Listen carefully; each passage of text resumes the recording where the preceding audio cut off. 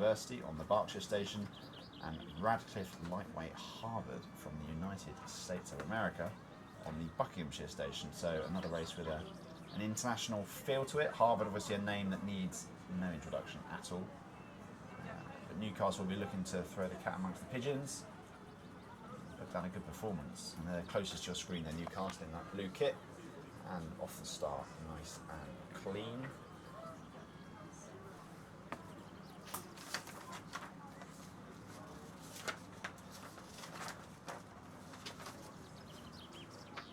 So Newcastle off there at 44. It's giving that initial advantage. It's a pretty good start for an 8. You'd expect to be an 8 to be up in the 44, 45. It's quite hard to know when to take it to kind of get. You want to take the rating to get the maximum stroke, and they're matched. I mean, they're matched stroke by stroke on rate. You can see the blades going in and out pretty much at the same time between those two crews now. But each stroke, the Newcastle University crew managing to get a little bit, come past the island. Yeah, just watch that bow, it just moves out into the river, doesn't it? Every stroke. Yeah. Just ekes out another 3 or 4 inches. Watch the stroke go in the Newcastle crew. She's making her way down the Harvard boat, and eventually she'll be clear of their crew. So Newcastle still at 88. Still at 88, still at 38, sorry. That would have been quite formidable, sorry. Newcastle, I've been on a long shift, I'm tired already. Newcastle University still on 38. The Radcliffe Lightweight Harvard University Composite at 39 at the end of the island. Struggling to stay in contention. I mean, it's a typical commentator statement, isn't it, that you might expect the lightweights to be at a higher rate because they're going to have to do more strokes to match. Coming down here, we've got some shouting for the Newcastle. They haven't broken clear yet. They're getting a lot of support on the bank here. Now we can see it exactly, and it's a canvas, still a canvas overlap in this Newcastle boat. That is aggressive from the Radcliffe crew, but the crew from the USA, they are pounding it along, and you're right, they certainly do seem to be at a high intensity.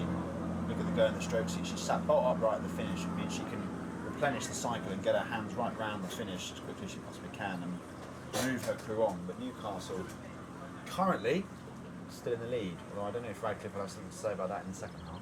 So the senior 8s for the GP Jeffreys Memorial Trophy.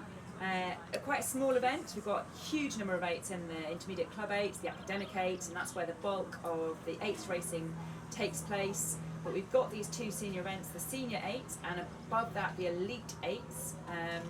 Just 4 in the elite 8s. We've already seen their semi-finals, and we had just 6 entries in the senior 8s. Newcastle had to race one of the 2 quarterfinals yesterday. Put out, I think they put out Worcester Polytechnic. They might have even had a buy through actually.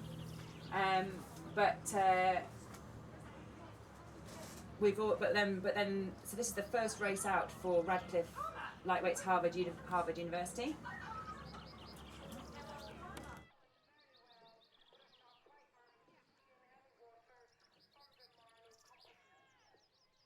Yeah, the Elite 8s, we just had a notice that the Elite 8s are going very quick. So we're looking at the first place of our programme to look at some results, yeah? Go on so then. The Elite 8s, Ohio State did a 4:38 today, wow, which is a 2-second record. Yes, so that's the second record we've had on the course today. I wouldn't be surprised, we haven't been keeping a note on it, but I wouldn't be surprised if there's some been other a few ones have been more. broken. No one's kind of letting us know, but I have been making a small note because the conditions, we've not got a massive tailwind, but it's so flat and it's really warm. And a rising standard. Well, Hellington School broke it. The Elite 8s, that record has done, since 2009, so it was due to go. And the Senior 8s record went early today also. Yeah, senior quads, 5:03. Gone. Hellington did a 4:55. 8 seconds they took off it. Yeah, so we've got some records going today at really beautiful conditions. Perhaps a very light. Tails slightly, I'm not sure, hardly anything in it, but just some very high standard of rowing. So we've got the second semi-final of the senior 8s. Yeah, Northeastern. Another US. We've got these US A crews. At least they've made it through into some semi-finals today, and looking good out there. Northeastern University. Currently looks like both the US crews are going to be knocked out because in the second semi-final, Northeastern... Molesey, the black and white, distinctive black and white of Molesey have taken a length and a quarter out of this Northeastern University crew already. This is Northeastern's second varsity 8, so they've entered their top crew in the Elite 8s. We saw them earlier. But they got knocked out. Got right? knocked knocked out, out I think, also, yes. yeah. I'll double check that. But so far as I'm aware, they did. The UL composite knocked them out. But as it stands here, Molesey laying down the smack, and they've got clear water over their opponents from Northeastern, and about half a length of clear water at that. So a convincing display in the opening exchanges from Molesey. Molesey at 33 there, quite an upright style again. I'm thinking about this, we should really be keeping more of an eye on the records, because actually I think a lot of them are going. Yeah. I looked down and another 3 have been broken, but to take 8 seconds, Headington, the schoolgirl crew, took 8 seconds off the senior quads record. And this is just... I'm on the boats this afternoon for the finals. I might have to go and get myself a list of results before I do that, so we kind of know what's going on. I mean, we often have, find records going in both semi-finals. We've got a fast Mosey crew here as well. Well, I wouldn't be at all surprised they're chipping along. It depends I suppose it also depends if Northeastern can put some pressure on them, because actually Molesey, as it stands, they're not going to want to show all their hand now, are they? They're going to want to probably enjoy the row down the course if they've got 2.5 lengths over their opposition at the 40 court. So there probably won't be a record broken in this race, because Molesey just aren't going at it hammer and tongs. No, they're looking pretty. They don't need to. So while we watch Molesey make their way down the course, we'll do some results. Starting with the junior doubles, race 3:35. Give me the times, I'll have a look at the records. Absolutely, How about it was a win for Nottingham Rowing Club in the time of 5 minutes and 40 seconds in the junior doubles. And race 3:36 was a win for Tideway Scullers in a time of 5:44, so 5 minutes and 40. 5 minutes 40. So the junior doubles record, 2003, 6:03. No, junior doubles. 6:03. They've taken 23 seconds off the Junior record. doubles? Yeah.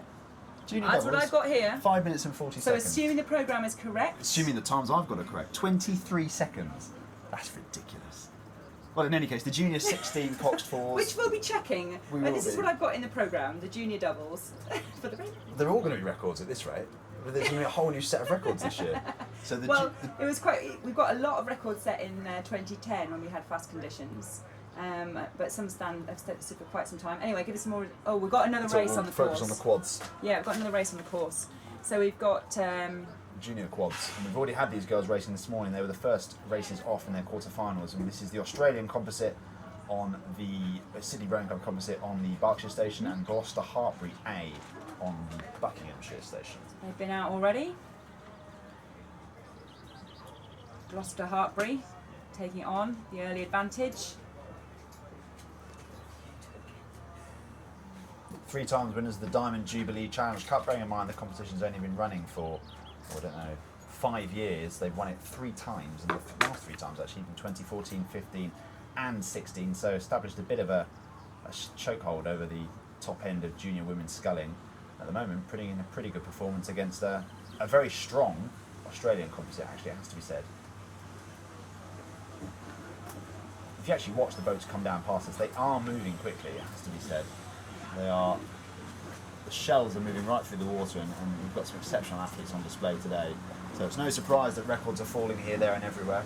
Gloucester Hartbury just quite controlled there, 32-33, and I'd say that a Sydney composite is it's quite different styles there. Actually, the Gloucester Hartbury, I think they've just picked theirs up a little bit. They dropped their rating because they thought that it kind of had got clear, but they've just picked it up now because they're needing to.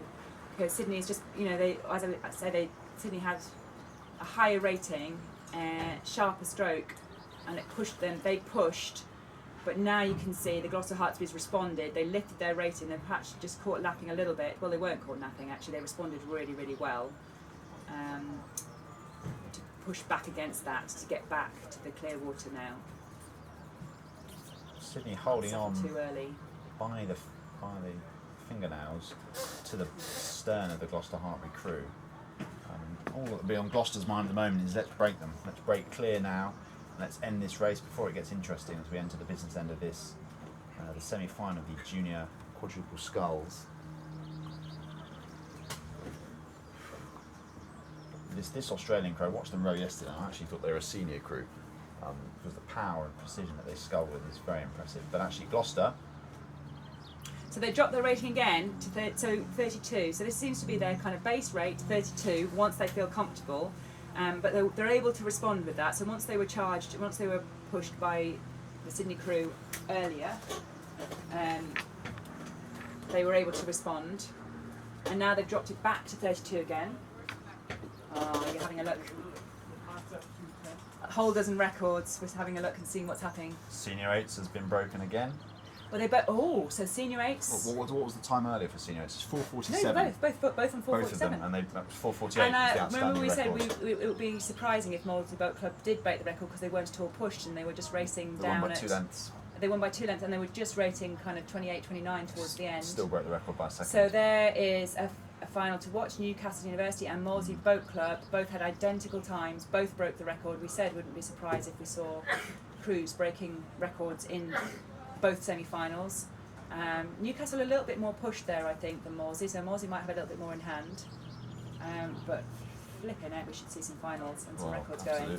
So now I'm kind of believing that maybe that previous record had gone by 20 seconds. If Molesey were able to beat that by a second at a paddle, it's a mark of the conditions, but also a mark just of the increasing standards and how quickly women's rowing is coming on, I think. There's usually kind of an uptake following each Olympics as well. People kind of get inspired. There's some good stats, you know, people joining clubs and that coming through each time.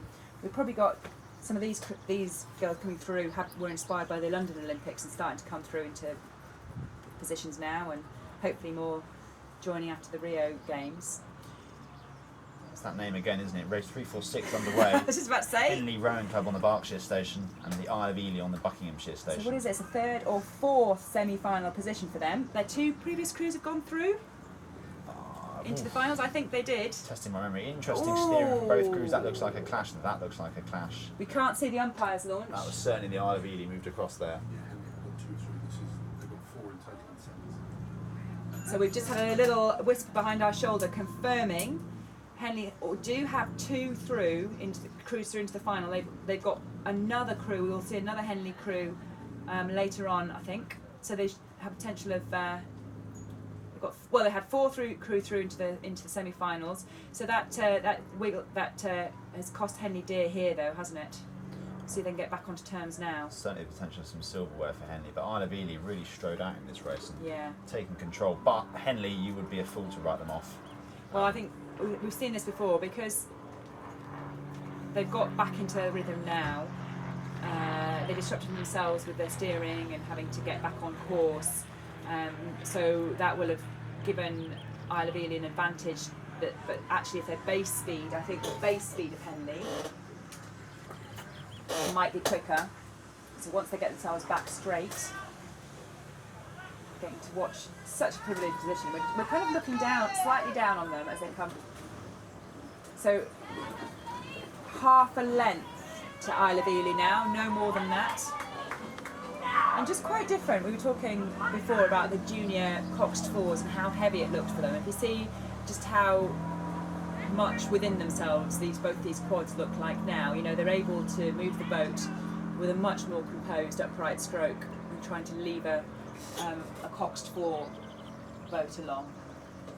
Just trying to watch the crews and get a gauge for who's moving and. Well, Henley has been when. moving faster per stroke. I think Henley are coming through. They actually. had the bad start, but they're moving. They've been moving faster per stroke, and they've, you know, not let that phase them. There's no greater feeling, is there, They than won't. coming through a crew. They won't get that amount of grace. If they do make it through into the final, they certainly won't get that amount of grace in the final. It's not one through yet, though. Gloucester Hartbury responding. They'd almost got back level. Henley, Gloucester Hartbury responding, pushing again. Sorry, Isle of Ely. Looking at the previous race, thank you very much. Isle of Ely. We've seen a couple of composite crews of theirs. Is this the first? I haven't seen a. This is just Isle of Ely. The first one that's made it through to the final. Just we had a composite boat earlier with a representative of them. Well, now they pushed it out again, haven't they? So Yeah. that shot showing them they've got back out now. I think they've got more control of this than I gave Yeah. them credit for. No, it's It's impressive stuff here from the Isle of Ely, because anyone who can defeat a crew from Henley, especially a top-end crew, always worth their mettle. And I'll be interested to see if the Isle of Ely have entered the Diamond Jubilee. that was Gloucester Hartbury a paddling couple of back weeks' up. time. And they won their race, Gloucester Hartbury, by Yeah. a length and a half. Was that Oh, another you're record? gonna, It's my new we're favourite getting, thing we're to getting do. record greedy now. It was another record. Another record. So 5:01. Isle of Ely now 34-35. They responded and are keeping it up there. Very upright, both of these boats. You see how much in front they finish. The three girl there. It's the sculling style to get the blades compared to a the rowing boats, leaning your shoulders back, making the most of the finish. In the sculling, finishing right in front, getting the hands away. You could almost fit another set of fists in there, couldn't you? Yeah. From where they're finishing their stroke. I think that's the real difference, and I struggled with that.